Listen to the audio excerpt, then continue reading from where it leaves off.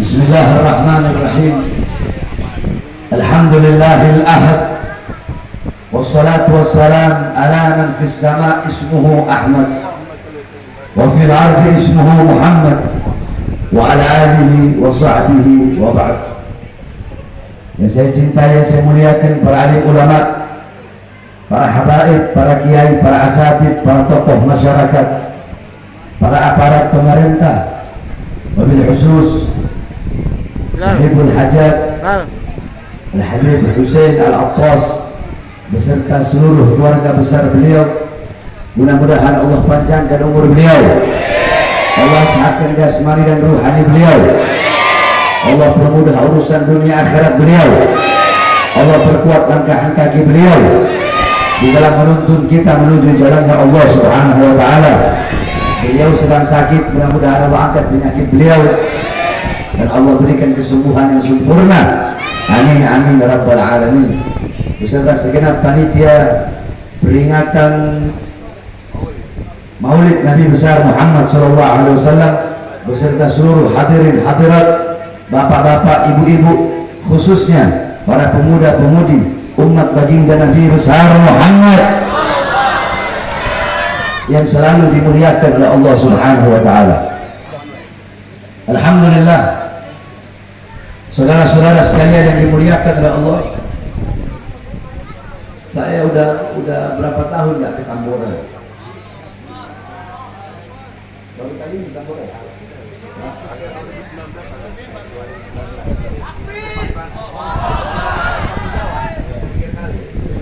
Masih penjara. Lahir 2018.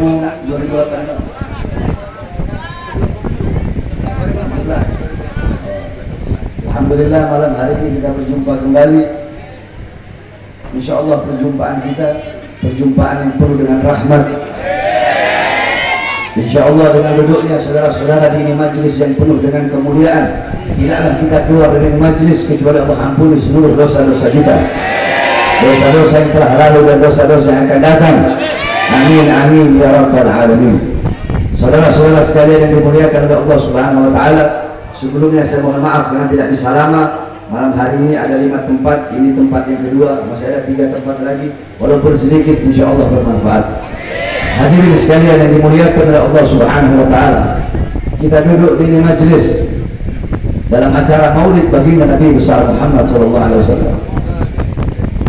Saudara-saudara, intisari daripada Maulid Nabi besar Muhammad sallallahu alaihi wasallam, yakni kita pulang dari ini majlis, jadikan Nabi Muhammad sallallahu alaihi wasallam sebagai teladan, sebagai uswah, sebagai qudwah, sebagai teladan dan sebagai pedoman dalam kehidupan kita sehari-hari. Tidak ada teladan yang lebih mulia, tidak ada teladan yang lebih baik selain daripada baginda Nabi besar Muhammad. Tidak ada pedoman yang lebih mulia, pedoman yang lebih baik selain daripada berpedoman kepada ajaran baginda Nabi besar Muhammad sallallahu alaihi wasallam. Jadikan Nabi Muhammad sebagai engkau punya idola, engkau punya teladan, dan engkau punya pedoman. Hidupkan engkau punya rumah dengan ajaran Nabi Muhammad. Hidupkan engkau punya rumah dengan Al-Quran, dengan sunnah-sunnah baginda Nabi besar Muhammad SAW. Sebab banyak orang-orang zaman sekarang, banyak rumah tangga zaman sekarang, banyak anak-anak muda zaman sekarang, yang dimana kita semakin hari semakin jauh dari Nabi Muhammad SAW. Di zaman yang modern ini, pagi, siang, sore, malam kita sibuk dengan handphone. Pagi, siang, sore, malam kita sibuk dengan HP, kita sibuk dengan handphone, bangun tidur handphone, mau tidur handphone, apapun kita semua sibuk dengan handphone. Sehingga banyak bahkan anak-anak kecil, anak-anak umur 5 tahun, 6 tahun, 7 tahun, 8 tahun, umur 9 tahun, umur 10 tahun, anak yang TK, anak yang SD, hidup mereka, masa kecil mereka diambil oleh handphone, saudara-saudara. Anak-anak kecil tidak tahu lagi arti masa kecil. Anak-anak kecil hidup mereka telah dirampas oleh handphone. Saudara-saudara, kita diperbudak oleh handphone. Pagi, siang, sore, malam sibuk dengan handphone. Saya alhamdulillah mencoba ninggalin handphone, gak megang-megang handphone. Alhamdulillah udah mau 1 bulan saya gak megang handphone. Karena saya berpikir memang betul handphone itu bawa manfaat, kita bisa berkomunikasi dengan orang-orang yang jauh. Akan tetapi walaupun kita bisa berkomunikasi dengan orang-orang yang jauh, tetapi pada hakikatnya handphone menjauhkan orang-orang yang dekat. Suami istri pegang handphone, hadap-hadapan pegang handphone, yang istri sibuk handphone, yang suami pegang handphone. Betul? Pagi, siang, sore, malam kehidupan kita handphone terus. Ketemu ustaz, ketemu kiai, ketemu habaib, bukannya minta doa, bukannya minta air, bukannya minta berkah, minta foto, handphone semua. Pagi, siang, sore, malam hidup kita dengan handphone. Oleh karena saudara-saudara, berpikirlah engkau, apakah hidup kita akan habis dengan handphone? Hidup kita akan bergantungan dengan handphone terus. Pagi, siang, sore, malam handphone terus. Jikalau engkau lihat orang-orang zaman dulu, para as-salafun soleh, orang-orang tua, bapak, ibu dan anak-anak, para pemuda-pemudi zaman dahulu, hidup mereka bergantung dengan Al-Quran. Jikalau engkau ingin tahu bagaimana ketergantungan, bagaimana kecanduan, bagaimana kebutuhan orang-orang zaman dulu akan Al-Quran, bagaimana ketergantungan mereka, kecanduan mereka, kebutuhan mereka terhadap Al-Quran, maka engkau bercermin, engkau berkaca di zaman sekarang, bagaimana engkau bergantung, bagaimana engkau membutuhkan handphone, maka seperti itulah orang-orang zaman dulu, ketergantungan mereka dan kebutuhan mereka terhadap Al-Quran. Jikalau engkau bangun tidur handphone, orang zaman dulu bangun tidur Al-Quran. Jikalau engkau mau makan sambil pegang handphone, orang zaman dulu mau makan sambil pegang Al-Quran. Jikalau engkau mau tidur pegang handphone, orang zaman dulu mau tidur mereka baca Al-Quran. Pagi, siang, sore, malam tidak lepas detik-detik mereka, menit-menit mereka, jam-jam mereka, setiap waktu mereka habiskan dengan Al-Quran. Tetapi kita zaman sekarang, kita habiskan seluruh waktu kita, seluruh sisa umur hidup kita habiskan dengan handphone. Oleh karenanya saudara-saudara, berubahlah engkau. Jangan mau engkau diperbudak oleh handphone. Jangan mau engkau diperbudak oleh handphone. Pagi, siang, sore, malam handphone. Engkau tinggalkan engkau punya Al-Quran. Engkau tinggalkan Nabi Muhammad. Engkau tinggalkan Tuhan. Engkau tinggalkan Allah Subhanahu Wa Taala. Hanya gara-gara engkau punya handphone. Hanya gara-gara engkau punya HP, engkau tinggalkan engkau punya Tuhan, engkau tinggalkan engkau punya Allah, engkau tinggalkan Nabi Muhammad, dan engkau tinggalkan pedoman hidupmu, cahaya hidupmu, lentera hidupmu, yaitu Al-Quran. Oleh karenanya, pulang dari majelis, coba engkau atur engkau punya waktu. Jangan engkau sibuk dengan handphone, tetapi sibukkan dirimu dengan Al-Quran. Begini Nabi besar Muhammad SAW. Senangkan Nabi Muhammad, gembirakan Nabi Muhammad SAW dengan apa? Dengan membaca Al-Quran, dengan berpegang teguh kepada Al-Quran. Saudara-saudara sekalian yang dimuliakan oleh Allah Subhanahu Wa Taala, mau jadi apa kita punya bangsa? Mau jadi apa kita punya negara? Besok ke depan kita berpikir agama akan dipegang oleh orang-orang yang seperti apa? Jikalau kita buta terhadap Al-Quran, jikalau kita buta terhadap agama, jikalau kita tidak bergantung kepada Al-Quran, tidak bergantung kepada Rasulullah, akan tetapi bergantung kepada handphone. Pulang dari ini majelis, bukan berarti tidak usah pegang handphone, tetap engkau pegang engkau punya handphone, tetap engkau pegang engkau punya handphone, tetapi lebih banyak engkau habiskan engkau punya waktu dengan apa? Dengan Al-Quran, dengan menuntut ilmu, dengan membaca ilmu agama, dengan mempelajari ilmu agama, dengan duduk di majlis-majlis ilmu, duduk di majlis-majlis zikir, duduk di majlis-majlis ta'lim. Jangan engkau jauh dari para ulama, jangan engkau jauh dari para orang-orang soleh. Engkau pelajari ilmu agama, pelajari ilmu fikih, pelajari hadis, tauhid, pelajari nahwu, sharaf, i'rab, pelajari tafsir, pelajari bayan, ma'ani, pelajari ilmu agama. Jangan engkau sibuk dengan engkau punya handphone. Saudara-saudara sekalian yang dimuliakan oleh Allah Subhanahu Wa Taala, syubbanul yawm rijalul ghad. Pemuda-pemuda masa kini adalah pemimpin-pemimpin di masa depan. Maka bagaimana pemimpin-pemimpin masa depan jikalau anak-anak mudanya dihancurkan hidupnya, dihancurkan berapa masa depannya oleh handphone. Anak kecil, saya perhatikan anak-anak kecil umur 10 tahun, umur 11 tahun, mereka sibuk dengan handphone. Ayahnya manggil, ibunya manggil, mereka tidak peduli. Mereka sibuk dengan handphone. Panggilan ayahnya, panggilan ibunya, panggilan Allah, mereka semua tinggalkan. Bahkan kita sebagai orang tua, kita biarkan kita punya anak-anak sibuk dengan handphone. Kita biarkan kita punya anak-anak dirusak oleh handphone, sehingga kita lupa kepada Allah. Kita lalai daripada kewajiban-kewajiban kita kepada Allah Subhanahu Wa Taala. Di suara masjid-masjid kalian, di musola-musola kalian, terdengar panggilan Allah Subhanahu Wa Taala. Allahu Akbar, Allahu Akbar, Allahu Akbar, Allahu Akbar. Asyhadu an la ilaha illallah, asyhadu an la ilaha illallah, asyhadu anna Muhammadar Rasulullah, asyhadu anna Muhammadar Rasulullah. Hayya 'alas shalah. Allah memanggil engkau, ayo salat. Tinggalkan engkau punya pekerjaan. Engkau yang punya toko, tinggalkan engkau punya toko. Engkau yang berdagang, tinggalkan engkau punya dagangan.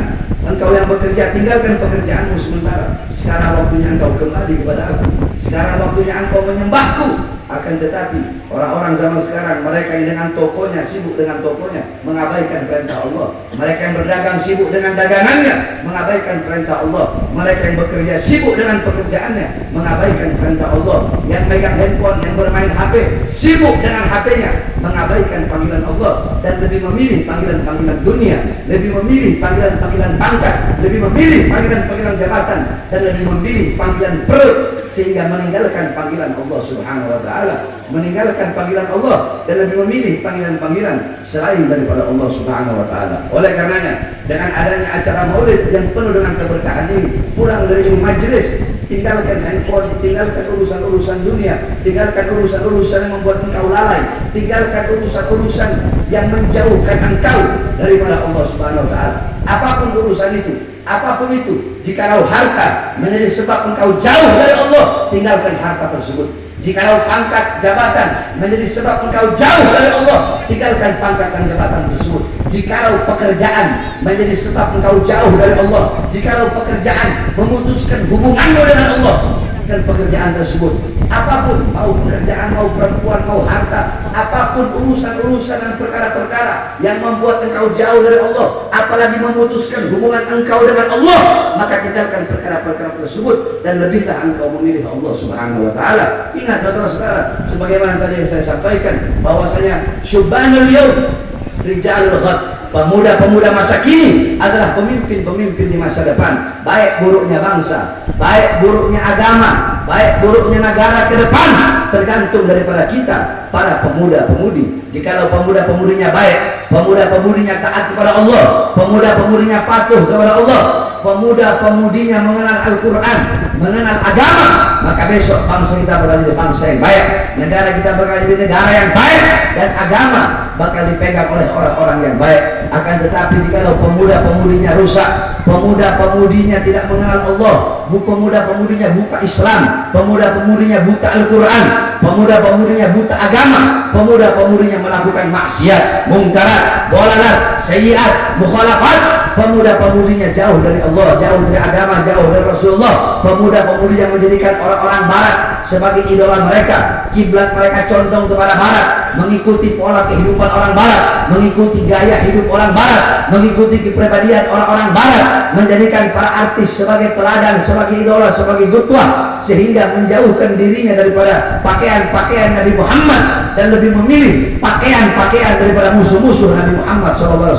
Anak-anak mudanya mabok-mabokan, anak-anak mudanya melacur, anak-anak mudanya berzina, anak-anak mudanya berjudi, anak-anak mudanya jauh dari Allah, maka besok bangsa kita bakal rusak, besok negara kita bakal rusak. Agama akan dipegang oleh ulama-ulama yang rusak, ulama-ulama yang bejat, ulama-ulama dunia, ulama-ulama yang bisa disuap, ulama-ulama amplop, ulama-ulama kontrak, ulama-ulama yang menjual agama Allah, yang menjual ayat-ayat Allah demi urusan-urusan perutnya, demi urusan-urusan dunianya.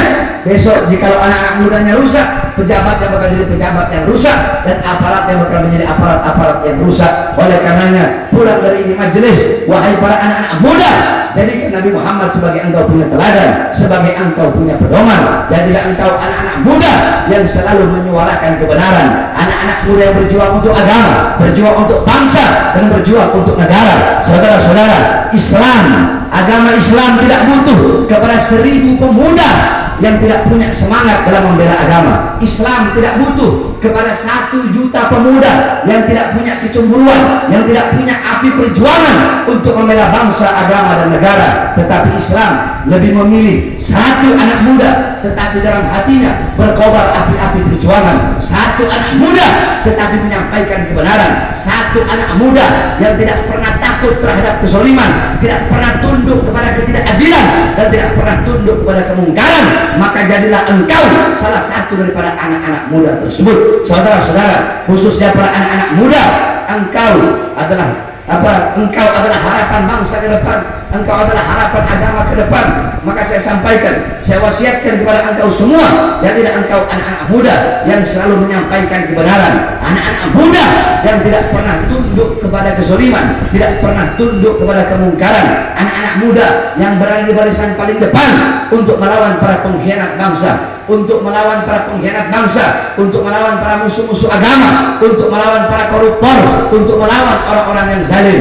Jangan pernah engkau takut, walaupun engkau harus dipenjara, walaupun engkau dicaci, dimaki, difitnah, walaupun engkau harus diusir, walaupun engkau harus mati karena menyampaikan kebenaran tersebut. Saudara-saudara sekalian yang dimuliakan oleh Allah Subhanahu wa taala, saya Bahar bin Ali bin Smith, saya berkali-kali masuk penjara. Kenapa? Apakah saya membela diri saya? Apakah saya membela saya punya kelompok, membela diri saya, membela murid saya? Bukan, saudara-saudara. Saya berkali-kali masuk penjara karena saya menyampaikan kebenaran, karena saya ingin menegakkan keadilan di negara kesatuan Republik Indonesia yang kita cintai ini. Saudara-saudara, saya baru keluar, saya ditahan 2 tahun, baru bebas. Saya bebas 2020, saya bebas. Baru 2 hari bebas, udah ditahan lagi, saudara-saudara. Saya dibawa ke Nusa Kambangan. Saya dibawa ke Nusa Kambangan, tangan saya diborgol. Dari tangan sambung ke perut, perut diborgol. Dari perut nyambung ke kaki, kaki diborgol. Diborgol tangan, perut, dan kaki saya. Kenapa? Apakah saya membela diri saya karena membela diri, atau karena membela anak istri saya, atau karena membela keluarga saya, membela murid-murid saya? Apakah saya ditahan karena urusan dunia? Apakah saya penjahat? Apakah saya koruptor? Apakah saya bandar narkoba? Tidak, saudara-saudara. Kenapa? Karena baru saya bebas. Ketika itu masih awal-awal corona. Seketika itu saya ceramah. Apa isi ceramah saya? Apakah ceramah saya membela diri saya? Tidak. Apa isi ceramah saya? Ketika awal-awal corona, di situ saya sampaikan, wahai para pemerintah, wahai para aparat, wahai para pejabat, wahai presiden, di musim corona ini, di zaman ketika corona ini, rakyat engkau kurung dalam rumah, tidak engkau kasih makan, tidak engkau kasih beras, tidak engkau kasih sembako. Engkau ingin mematikan rakyat atau ingin menghidupkan rakyat?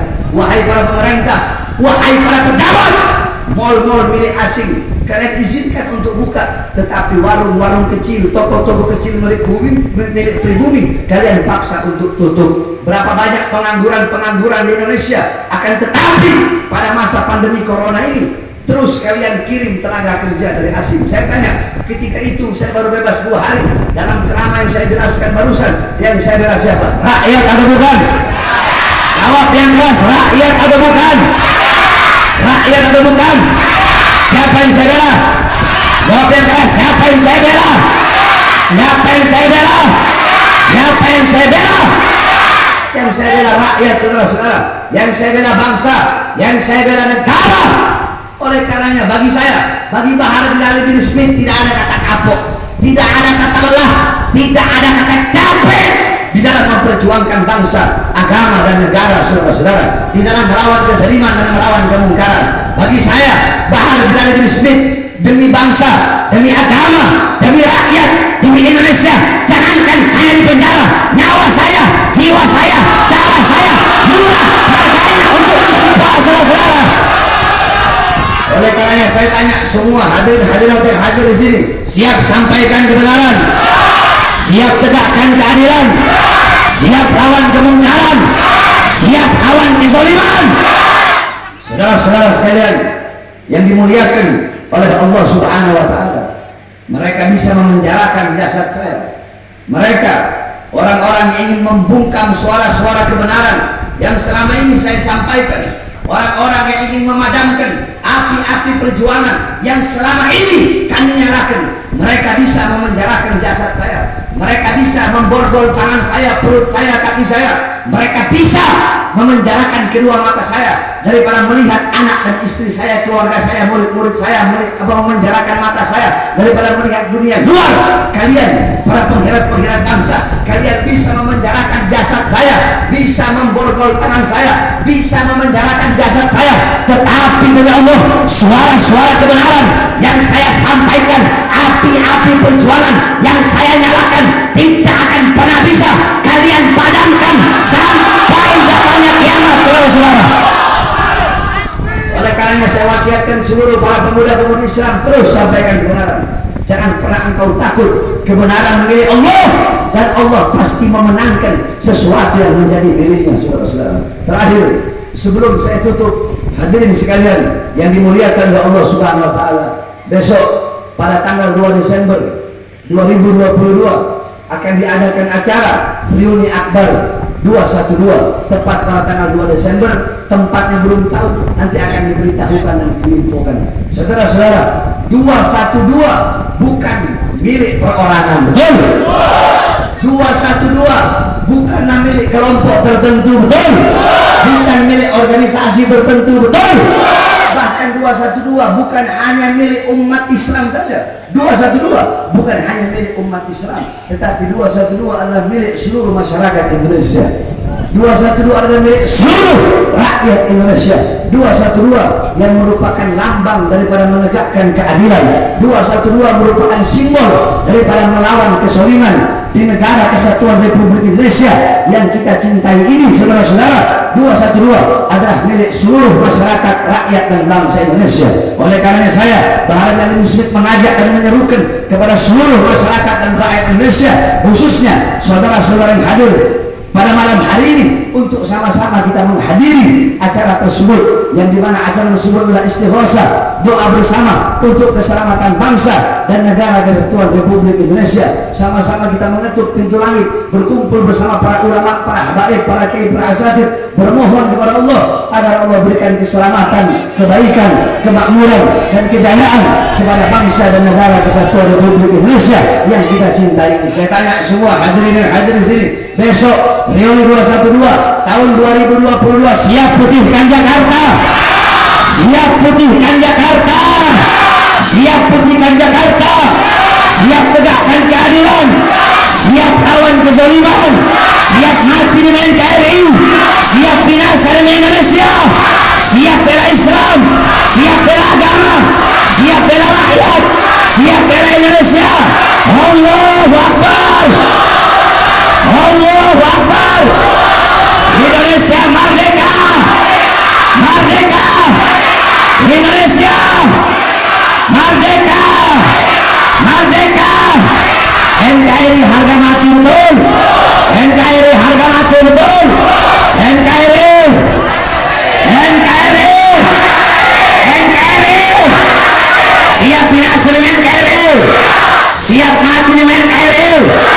Sampaikan kepada mereka para koruptor, sampaikan kepada mereka para pejabat-pejabat zalim, sampaikan kepada mereka para pengkhianat-pengkhianat bangsa, kami para pemuda-pemudi Indonesia, kami siap mati demi Ibu Pertiwi. Kami pemuda-pemudi Indonesia bersumpah demi Allah, selama tanah kami masih merah, tulang kami masih putih, merah putih, maka selama itu kami akan tegak berdiri, tidak akan pernah menundukkan kepala, membela bangsa dan negara kesatuan Republik Indonesia, saudara-saudara. Allahu Akbar! Allahu Akbar! Allahu Akbar! Bismillahirrahmanirrahim. Bismillahirrahmanirrahim. Tabarak hidwanuna, Yasin zakfuna, Kaf hal ain suat kifayatuna, Hamim ain sin kaf himayatuna. فسيكفيهم الله وهو السميع العليم فسيكفيهم الله السميع العليم فسيكفيهم الله السميع العليم وصلى الله على سيدنا محمد وعلى آله وصحبه وبارك وسلم الحمدلله رب العالمين. Ingat wasiat saya, pulang dari sini kurangi main handphone dan mulailah membaca Al-Quran. Semuanya siap mengurangi main handphone?